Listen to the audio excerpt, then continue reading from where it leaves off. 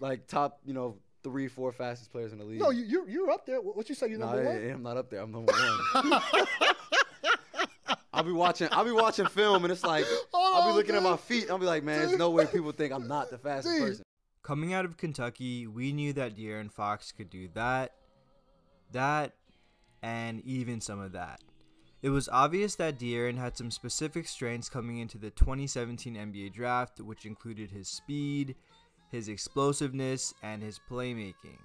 However, these traits may have sounded familiar to a lot of us because there have been many guards that were drafted in the lottery that had the same skills as De'Aaron, but never panned out. This includes the likes of Johnny Flynn, Brandon Knight, and even as recently as Markelle Fultz. So the question is, what has made De'Aaron Fox so different? How has he been able to make an all-star leap in just his second season as the floor general of the Sacramento Kings?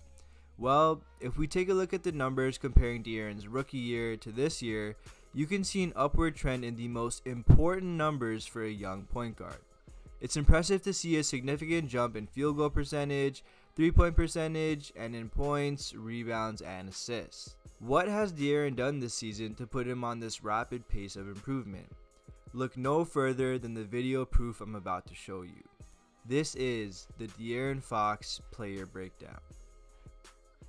The first and most obvious reason for improvement has to be the pace which Fox plays at. As you heard De'Aaron say at the top, his speed is really what separates him from other players. He truly does believe he's the fastest player in the NBA, and honestly, you're not going to get an argument from me. You can see the raw speed when he's flying down the court, and he also has that soft touch off the glass when he finishes, regardless of how quick he's coming in. He's also been really successful at pushing the ball after made baskets.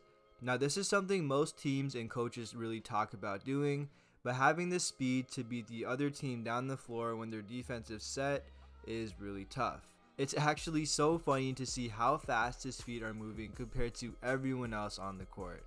And although the last two highlights aren't in transition, you can even see his pace in the half court and how he switches speed to get to the rim.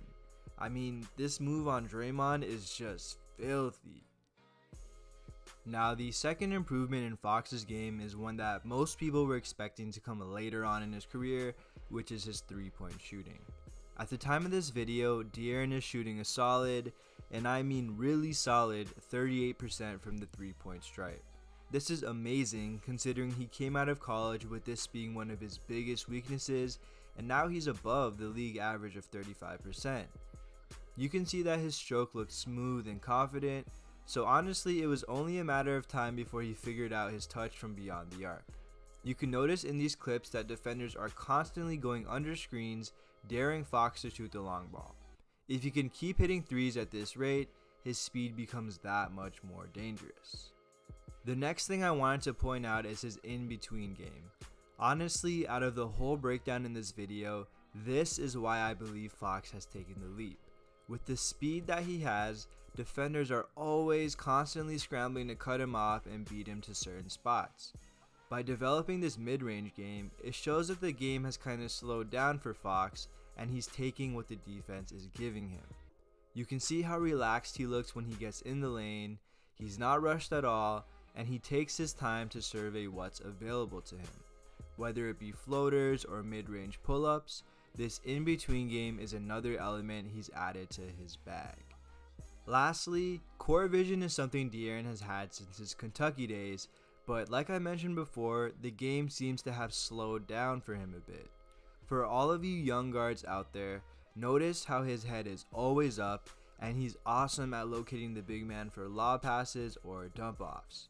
He does most of his interior passing damage from the pick and roll, and this is a great sign because the pick and roll is how most modern NBA teams structure their offenses these days. What's impressed me even more though is his ability to locate shooters while in traffic. With such amazing speed that he has, Fox can get in the lane pretty easily. His game has matured enough to not force up shots, but instead read the weak side defense and hit guys wide open for threes. He's built some great chemistry with Bjelica and Buddy Hield through this exact action. So now that you've seen the proof, do you think De'Aaron Fox should be an all-star this year? Leave it in the comments down below. Don't forget to subscribe for more player breakdowns, and I'll see you in the next one. Peace.